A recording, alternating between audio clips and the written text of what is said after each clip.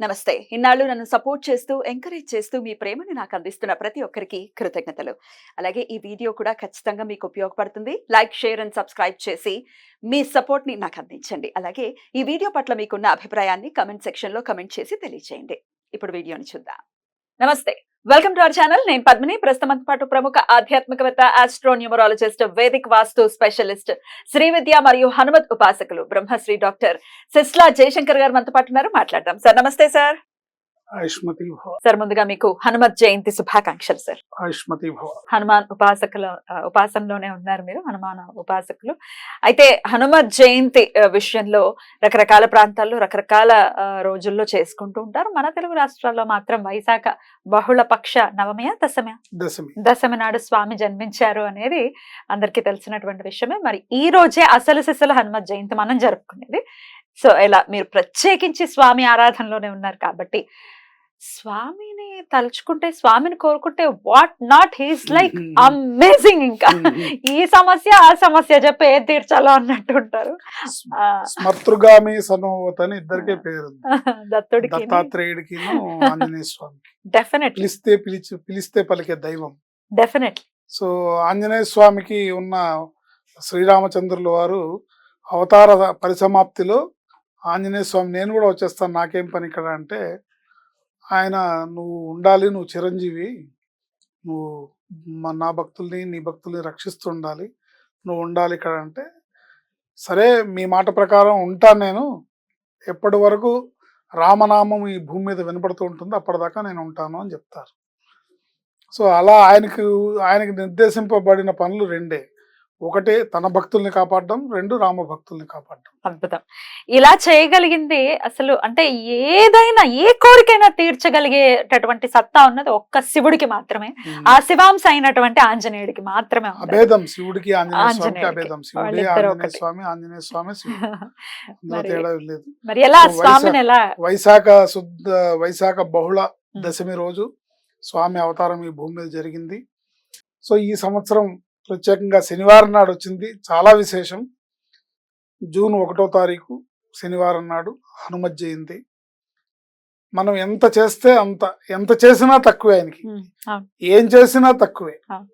ఏంటి, కొండంత దేవుడికి కొండంత పత్రి వేయలేం కాబట్టి మన భక్తి కొలది ఆయనకి ఆకు పూజ చేసుకోవచ్చు, సింధూర లేపనం చేయించవచ్చు, వడమాల వేయచ్చు. ఆ రోజు శనివారం వచ్చింది. స్వామికి వడమాల వేస్తే చాలా విశేషం. అప్పాలు నివేదించవచ్చు, పానకం వడపప్పు నివేదించవచ్చు. ఇట్లా బోల్డ్ని మీరు ఇంట్లో చేసుకోవచ్చు, లేదన్నా ఏదైనా దేవాలయానికి వెళ్ళడం విశేషం. ఆ రోజు దేవాలయంలో పాల్గొని స్వామివారి మంత్రాన్ని, నామాన్ని, ఓం నమో హనుమతే నమః అనే మంత్రాన్ని అద్భుతంగా చేసుకుంటూ స్వామికి షోడశోపచార పూజలు చేస్తూ ఈ మంత్రంతో స్వామికి ప్రదక్షిణలు చేసి వీలైనన్ని ఎక్కువ సార్లు హనుమాన్ చాలీసా చదవడం అనేది ఆయన కోసం కాదు, మన కోసం మనం చదువుకుంటే ఇప్పుడున్న గ్రహస్థితి ప్రకారం మనం చిన్న చిన్న దెబ్బలతో బయటపడతాం. లేనట్టయితే ఇబ్బందికరమైన పరిస్థితులు ఉండే గ్రహకాలం, పంచగ్రహ కూటం అనుకుంటున్నాం. అన్ని రకాలుగా కూడా గ్రహస్థితి అనుకూలమైన పరిస్థితులు లేదు కాబట్టి ఈ సమయంలో మానవ జాతిని రక్షించగలిగిన ఏకైక సత్తా ఆంజనేయ స్వామి మాత్రమే. ఇందులో ఎటువంటి సందేహం లేదు. ఆయనకి నన్ను అడిగితే మీరు ఏ రోజు సంకల్పం చేసుకొని, అంటే ఇవాళ సాయంత్రం నుంచి మీరు సంకల్పం చేసుకొని ఆ రోజు సాయంత్రం వరకు ఎన్నిసార్లు హనుమాన్ చాలీసా పారాయణ చేయగలిగితే అంత మంచిది. ఏంటి, నన్ను అడిగితే 1000 సార్లు చేయమంట. ఏంటి, లేదా 108 సార్లు చేయొచ్చు, లేదా 500 సార్లు చేయొచ్చు, లేదా 54 సార్లు చేయొచ్చు, 21 సార్లు చేయొచ్చు, 11 సార్లు చేయొచ్చు. మీ భక్తి, మీ ఆసక్తి. హనుమాన్ చాలీసాని ఎక్కువగా పారాయణ చేసుకోవడం అనేది ఈ హనుమత్ జయంతికి నేను చెప్తున్న సూచన. తప్పకుండా ఎంత ఎక్కువగా వీలుంటే అంత ఎక్కువగా హనుమాన్ చాలీసా, ఎంతమంది ఎక్కువ వీలైతే అంతమంది హనుమాన్ చాలీసా పారాయణ చేయడం అనేది మనల్ని రక్షిస్తుంది, కాపాడుతుంది, ఉద్ధరిస్తుంది. ప్రదక్షిణలు కూడా ప్రత్యేకించి స్వామివారికి చెప్తూ ఉంటారు. ఏదైనా సమస్య వస్తే ముందు వెళ్ళి ఆంజనేయ స్వామి గుడికి వెళ్ళి ప్రదక్షిణ చేయి, ఖచ్చితంగా సమస్య సాల్వ్ అయిపోతుంది అని అంటారు. ఎందుకంటే ఆయన నిరంతరం రామనామ ధ్యానంలో ఉంటాడు. నిరంతరం రామనామ ధ్యానంలో ఉంటాడు. ఒక భక్తుడు ప్రదక్షిణం చేస్తున్నాడు అంటే ఆయన ధ్యానం డిస్టర్బ్ అవుతుంది. ఆయన రామ్ రామ్ రామ్ అంటూ ఆయన రామనామం జపం చేస్తుంటాడు. మనం ప్రదక్షిణ చేస్తుంటే ఆయనకి డిస్టర్బ్ అవుతుంది. ఆ డిస్టర్బ్ అయినప్పుడు ఆయన విసుగ్గా, ఎవడు వీడు నా చుట్టూ తిరుగుతున్నాడు, నీ కోరిక ఏంటి? ఎందుకు తిరుగుతున్నాడు, ముందు తీర్చేయి పో, నన్ను జపం చేసుకొని అని అతి శీఘ్రంగా వాడి పని చేస్తాడు. అందుకని ప్రదక్షిణ చేయడం, ఇంకా విశేషంగా ఏంటంటే మిరియాలతో లెక్క పెడుతూ ప్రదక్షిణ చేయడం అనేది విశేషమైన ఫలితాలు ఇస్తుంది. అంటే కొంచెం ఆయనకి ఇంకొంచెం హీట్ ఎక్కిస్తుంది అనమాట. కౌంటింగ్ ఇప్పుడు ఒక 108 చేస్తే 108 మిరియాలు లెక్క పెట్టుకొని ఒక ప్రదక్షిణ చేయగానే ఒక మిరియం అక్కడ పెట్టి చేస్తే 41 రోజులు మిరియాలతో స్వామికి 108 ప్రదక్షిణాలు చేస్తే ఈ భూమి మీద పరిష్కరింపబడని సమస్య అనేది లేదు లేదు లేదు. ప్రతిరోజు 11 సార్లు హనుమాన్ చాలీసా చదవాలి, స్వామికి 108 ప్రదక్షిణాలు చేయాలి. మంగళవారం శనివారం విశేషమైన స్వామికి ఏదన్నా అర్చనో, ఆకుపూజో, సింధూర లేపనము, వడమాలో, అప్పాల నివేదనం, ఏదో ఒకటి సంథింగ్ ఆయనకి నివేదించి ఆయన ప్రదక్షిణాలు చేయడం వల్ల మీ సమస్య ఎంత జటిలమైనా సరే, మీ సమస్య 100 రూపాయలైనా, 100 కోట్లైనా, 1000 కోట్లైనా, 1,00,000 కోట్లైనా, ఎంత పెద్ద సమస్య అయినా ఆయనకి ఒక రోమంతో సమానం, అంతే, ఖచ్చితంగా పరిష్కరింపబడుతుంది. ఈ హనుమాన్ చాలీస్, ఈ హనుమత్ జయంతికి ప్రతి వాళ్ళు కూడా నేను చెప్పే సూచన ఏంటంటే వీలైనన్ని ఎక్కువ సార్లు ప్రతిరోజు ఇప్పటి నుంచే మొదలు పెట్టండి. ప్రతిరోజు హనుమాన్ చాలీసా చేయడం వల్ల అనేక గ్రహ సమస్యల నుంచి, గ్రహ బాధల నుంచి, ఈతి బాధల నుంచి బయటపడతారు. చాలా మంది అంటారు, ఏమండి మా అబ్బాయి అమెరికాలో ఉంటాడు, అక్కడ ఆంజనేయ స్వామి గుడి దగ్గరలో లేదండి, ఏం చేయాలి? ఆంజనేయ స్వామిని ప్రసన్నం చేసుకోవడానికి హనుమాన్ పిలిస్తే, ఆర్తిగా పిలిస్తే పలికే దైవం ఆయన. ఏంటి, నేను ఎంతోమంది నా క్లయింట్స్కి మీకు దగ్గరలో గుడి లేకపోతే కుర్చీలో ఆంజనేయ స్వామి ఫోటో పెట్టి దాని చుట్టూ ప్రదక్షిణాలు చేయండి అని చెప్పి వాళ్ళు చేసి సత్ఫలితాలు పొందిన వాళ్ళు ఎంతో మంది ఉన్నారు. ఇదే 108 సేమ్ మిరియాలతో చేయొచ్చు, మామూలుగా కూడా చేయొచ్చు. అంటే అదొక పద్ధతి. అంటే నువ్వు బాగా నాకు ఇది కావాల్సిందే స్వామి, నాకు ఇది ఎలా అయినా నువ్వు నాకు చేసి పెట్టాలనుకున్నప్పుడు ఆ మిరియాలతో చేయడం అనే పద్ధతి ఉంది. అంత ఆయన్ని రెచ్చగొట్టక్కర్లేదు. భక్త సులభుడు, ఆయన్ని ఆర్తిగా పిలిచి స్వామి దయచూడు అంటే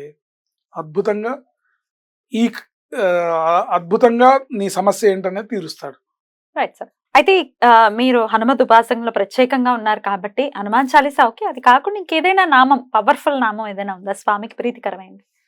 స్వామికి ప్రీతికరమైనవి అనేకం ఉన్నాయి, కానీ ఆయనకి శ్రీరామ పాద సేవా దురంధరాయ నమః అనే నామం చాలా ఇష్టం.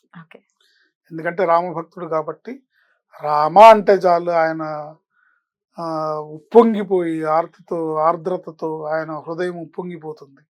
అందుకని ఆంజనేయ స్వామిని శ్రీరామ పాద సేవా దురంధరాయ నమః, ఓం నమో హనుమతే నమః అని రెండు కలిపి ఓం నమో హనుమతే నమః, శ్రీరామ పాద సేవా దురంధరాయ నమః, ఓం నమో హనుమతే నమః అని ఇట్లా చేసుకోవడం వల్ల తప్పకుండా ఆయన అనుగ్రహిస్తారు. ఆయన ఈ హనుమాన్ చాలీసా ఒకటే కాదండి, ఆంజనేయ స్వామి ఉపాసనలో సుందరాకాండకు విశేషమైన ఫలితం ఉంది. సుందరాకాండ అంటే ఆయనకు ప్రాణం. ఎందుకంటే ఆయన లీలలన్నీ, ఆయన అవతారం యొక్క వైభవం మొత్తం కూడా సుందరాకాండలో బయటపడుతుంది కాబట్టి, అక్కడి నుంచి మొదలవుతుంది కాబట్టి ఆ సుందరమైన సుందరకాండని పారాయణ చేయడం అనేది చాలా విశేషం. ప్రతిరోజు ఒక్క సర్గని పారాయణ చేసుకోవడం అనేది ఒక జీవితకాలపు అలవాటుగా పెట్టుకున్న వాడి ఇంటికి కష్టం వచ్చి తలుపు కొట్టాలంటే భయపడుతుంది. కష్టంలో ఉన్న వాళ్ళు, అభివృద్ధిని కోరుకునే వాళ్ళు, జీవితంలో ఒక సెటిల్మెంట్ అంటే ఉద్యోగం కానీ వ్యాపారం కానీ, మాకు ఒక జీవితంలో ఇంకా సెటిల్మెంట్ లేదని కోరుకునే వాళ్ళు ఎవరన్నా సుందరాకాండ పారాయణ చేస్తే ప్రతిరోజు ఒక సర్గని అంటే సప్త సర్గ ఇప్పుడు పారాయణ 7 రోజుల్లో చేసే పారాయణ పద్ధతి ఉంది. సుందరాకాండ పుస్తకంలో ఉంటుంది. ఎన్ని రకాల పద్ధతులుగా మనం స్వామి పారాయణ చేయొచ్చని. కానీ ఒక జీవితకాలపు అలవాటుగా రోజుకొక సర్గ. అది ఎన్నో సర్గ అయితే ఆయన ఎన్ని పేజీలు ఉంటే అన్ని. ఒక సర్గని పారాయణ చేసి దాన్ని అలవాటుగా పెట్టి స్వామివారి సింధూరాన్ని పెట్టుకొని మనం ఆయన లిస్టులో మనం ఉంటే ఆయన ఒంటి మీద ఎన్ని రోమాలు ఉన్నాయో అన్ని మార్గాలు చూపిస్తాడు అభివృద్ధి బా. చెందడానికి. బ్యూటిఫుల్ బ్యూటిఫుల్ అద్భుతం సార్. ఆయన ఒంటి మీద ఎన్ని రోమాలు ఉన్నాయో అన్ని మార్గాలు చూపిస్తాడు నీకు. నువ్వు ఏ దారిలో వెళ్ళాలో నువ్వు కన్ఫ్యూజ్ అప్పుడు అయిపోతావు. అదో కన్ఫ్యూజన్. మళ్ళీ ఏదో confusion. అద్భుతం. అంటే ఇచ్చి పడేస్తాడు అంతే. అంతే ఇచ్చి కరువు తీరా ఇచ్చి పడేస్తాడు. బ్యూటిఫుల్ చెప్పారు పాటికే దేగా.